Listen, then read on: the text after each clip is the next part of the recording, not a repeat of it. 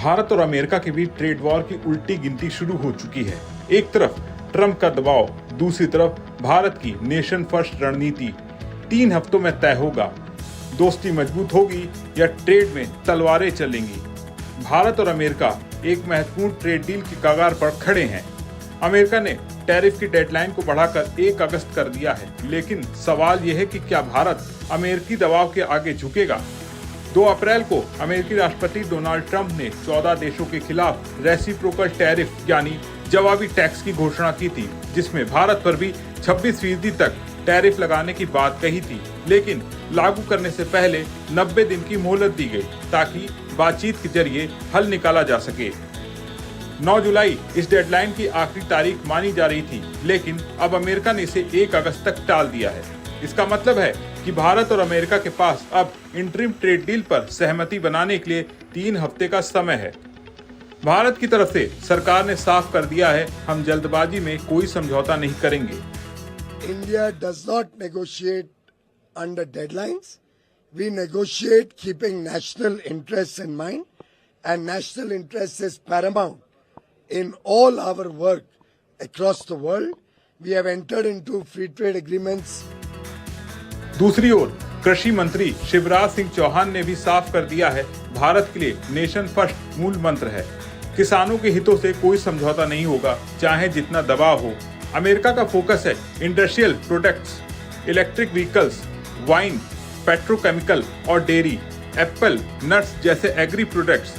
दूसरी ओर भारत की मांग है textile, leather, James and jewellery, झींगा, केला, अंगूर जैसे लेबर इंटेंसिव एक्सपोर्ट सेक्टर्स को राहत मिले।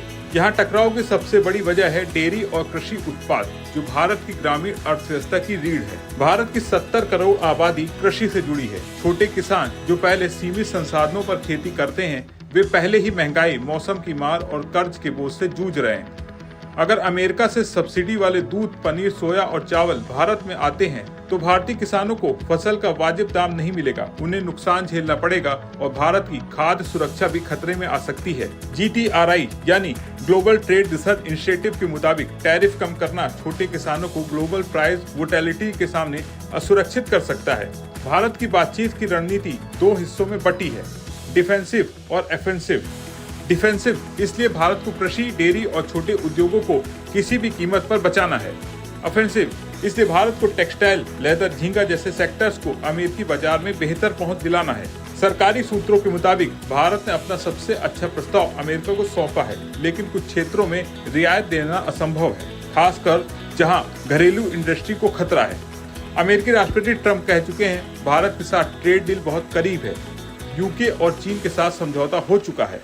इस बयान से संकेत मिलता है कि अमेरिका डील करना चाहता है, लेकिन दबाव की रणनीति अपनाकर ज्यादा फायदा लेना चाहता है।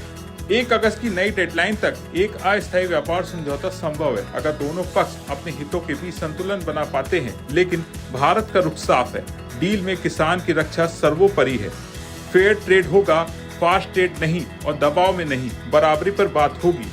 इस पूरे मामले पर आपका क्या सोचना है, कमेंट करके अपने विचार जरूर शेयर करें। अगर आपको वीडियो पसंद आया हो तो इसे लाइक करें, शेयर करें और बिजनेस जगत की तमाम बड़ी खबरों को देखने के लिए बने